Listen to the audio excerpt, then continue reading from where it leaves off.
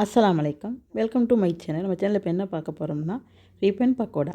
இந்த ரிப்பன் பக்கோடா ரொம்ப சூப்பராக இருக்கும். சுலபமாக செஞ்சிடலாம், ஈஸியாக செஞ்சிடலாம். வாங்க எப்படி செய்யணும்னு பார்க்கலாம்.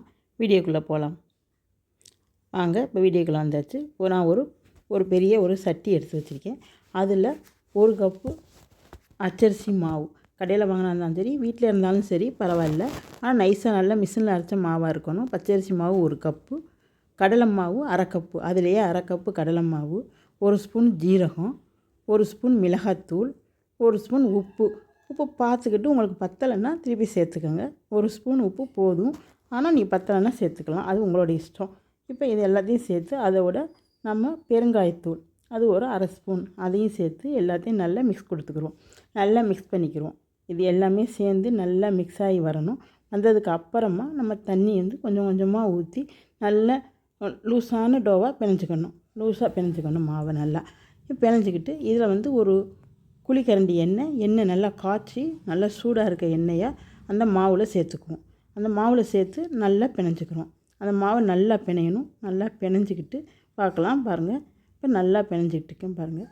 இதை நல்ல டோவாக, நல்ல சாஃப்டான டோவாக பிணைஞ்சிக்கிறணும்.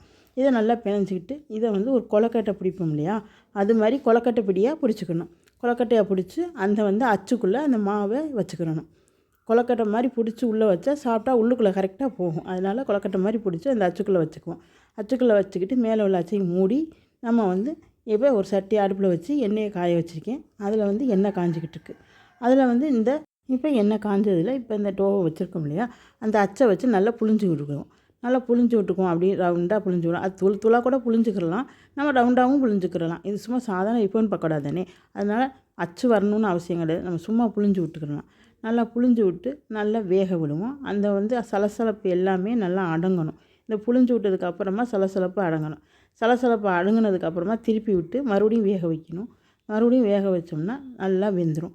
நல்லா வெந்ததுக்கப்புறமா அந்த வெந்ததை திருப்பி விட்டுக்கிட்டு நல்லா வேக வச்சாச்சு. இப்போ பாருங்கள், 2 பக்கமும் திருப்பி விட்டு வேக வைக்கணும், பொன்னிறமாக வர்ற வரையும். பொன்னிறமாக வந்ததுக்கப்புறம் அந்த முறுக்கை ரிப்பன் பக்கோடாவை எடுத்துக்கிடுவோம். இதை எடுத்து வச்சுட்டு மறுபடியும் அந்த டோவை எடுத்து அந்த அச்சில் வச்சு மறுபடியும் புழிஞ்சிக்கிடுவோம். எண்ணெய் காயுது இல்லையா, அதில் மறுபடியும் புழிஞ்சிக்கிடுவோம். இதை மறுபடியும் புழிஞ்சு கரெக்டாக அதே மாதிரியே புழிஞ்சிக்கிட்டு புழிஞ்சது எப்படி புழிஞ்சோமோ அதே மாதிரி புழிஞ்சிக்குவோம். புழிஞ்சதுக்கப்புறமா நல்லா வேக விடுவோம். திருப்பி நல்லா சலசலப்பு அடங்கி வரையில் மறுபடியும் திருப்பி விட்டுக்குவோம்.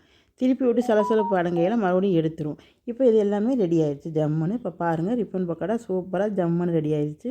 இது உங்களுக்கே தெரியும் எவ்வளோ சூப்பராக இருக்குதுன்னு. நல்லா பொருண்டு இருக்கும். நல்லா சூப்பராக பொருன்னு ஜம்முன்னு இருக்கும். இதே மாதிரி செய்து பார்த்து எப்படி கமெண்ட் பாக்ஸில் கமெண்ட் பண்ணுங்கள். அடுத்த ஒரு மினி விழாக்கில் பார்க்கலாம். பாய்.